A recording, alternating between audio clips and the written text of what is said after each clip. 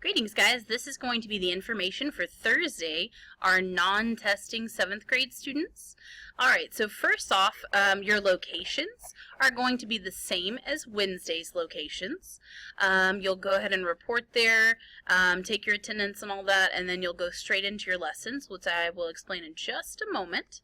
Our outline for Thursday: if you are on this list again, you'll be receiving this email. Our rotations are actually not really rotations. Technically, it's more like instructional lessons, but again, they're not really rotating because we did have some problems today. So, here are our bins trade-off. Basically, there are 3 different lessons with Prep A and 3 different lessons with Prep B. Because the amount of materials is so large, we're going to have 2 different bins that are prepped for the different lessons. So the Prep A people will begin with the Prep A lessons: Moravec, Sapp, Goins, Collins, Burlingham, Bass, Taplin, Maldonado, Crump, and Fullenwider. When it's time to trade and go on to the next set of lessons, then you will trade with your Prep B teacher right across from you. So instead of the students moving, we're basically just trading bins with the teacher next door, and then you're going to continue on the same lessons, different lessons with the same students. So the only situation where I don't have someone going to have to get resources is going to be the gym with Coach Sapp, Mr. Sapp and Miss Washington. We have 3 teachers in the gym and we have 2 teachers in the lecture hall, so you guys do not need to move. You can stay and monitor the students while your co-teachers will get your materials for you. So, most of the rooms you'll notice are right next door to each other, so it's a very quick trade-off right across the hall, and you can communicate with your co-teacher by using the phone in the classroom, and then you can just meet each other in the hallway to trade buckets. Please do make sure that you've gotten all your materials back to the bin before you trade off, otherwise they may not have everything they need to complete the lessons. Alright, the next tab at the bottom is going to be the groups. In case you have forgotten what your groups were, you can scroll through here and find out who is in your group. It should be no more than 25 students per group, so you should have plenty of materials in your bins. Alright, next up I'm going to show you the lesson PowerPoint. Alright, when you go to the Thursday PowerPoint, which I'll be emailing with this video, you will see the first slide is going to just be generic instructions. So basically, if you feel like your students have done a really good job throughout the day and you need to get a little bit of a break in, if you feel like they've done well with the first set of lessons and you want to take a little break between, you may take your students out to either the track or the tennis courts, or possibly the gym. I think there's actually classes in the gym, so scratch that.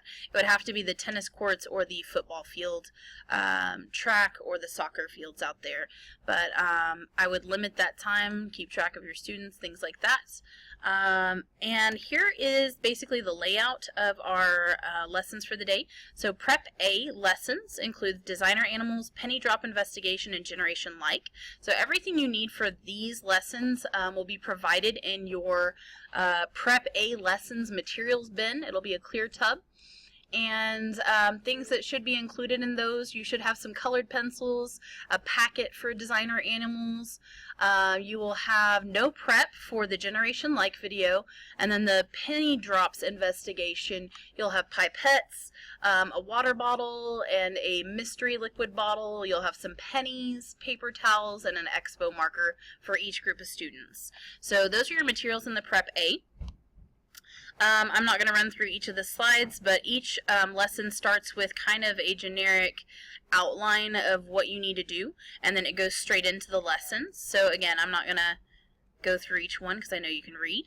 And then again, here's task 2, has what you need to know about it, and then it has everything throughout the lesson. Task 3, Generation Like. This one is probably the easiest prep because you are literally clicking play, and then anytime it pauses on your questions, you're going to answer those as a group and just have a little discussion. It's very relevant for our group of students, so it should be some good conversationing. Next is the Prep B lessons. We have 3 lessons here, and all of these are pretty hands-on. Vision boards, create your own challenge, and build a bridge. So these lessons with vision boards, if you've never made one, they need lots of materials for this one. Paper, magazines, consumables, would be markers. The other tasks on this one, create your own challenge, you'll have paper and pencil. I wish we could use devices because I think they would have a lot more fun with that. And then finally we have the Build-A-Bridge with index cards. They'll have some kind of weight or pennies depending on what I find up in the science lab, and then some markers to test out their bridge. So I'll kind of walk through those with you. Vision boards. Again, it has the what you need, and then we go through some examples. The basic template, and this may change. I'm still waiting on the vision board from Miss B for HFS vision board for next year, so if that gets sent to me, then I will include that in the PowerPoint as well. Create your own challenge. We always know they like to create their or do these challenges like the mannequin challenge and things like that. So the idea of this one is that, well, what can they do this summer? Here's a little video of the kids doing the mannequin challenge after we did our endorsement signing night. You can show them some examples anywhere that I have a link, and it says like video link or check this out. You're probably going to want to show it to them. It might give them some ideas. Run through those ideas with them. And then once you've gone through all the ideas, then you can give them some time to work. There's lots of examples, and there's another one that Kronwitter just shared with me called People Are Awesome on YouTube. They have their own channel, and if you need some more ideas, then you can go to that as well. I'll add that link. And so once you go to that YouTube channel, you can watch pretty much any of the videos. I didn't see any that were not school appropriate, but if you are going to explore that, then you want to probably preview those. But People Are Awesome has lots of crazy challenges. I can't type and talk at the same time, apparently. But they have lots of cool things that they do, and it might give them an idea of a challenge. So the last one is the Build-A-Bridge.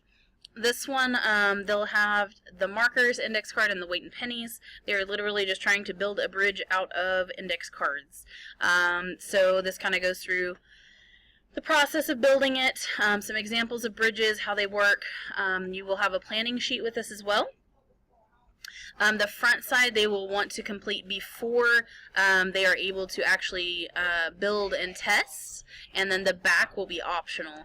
So here are your rules for building the bridges. The number of index cards may change just depending on how many we have available. Here are some examples of different bridges that were built and how they tested the weight on those. And I think that's it for the Build-A-Bridge. If you do want to have them present any successful bridges, you are welcome to have them share with the class, but this part is completely optional. They don't really have to even do the back of the handout. So that is totally up to you. If you need a time filler, you're welcome to do that part, or if you're crunched for time, you can skip it.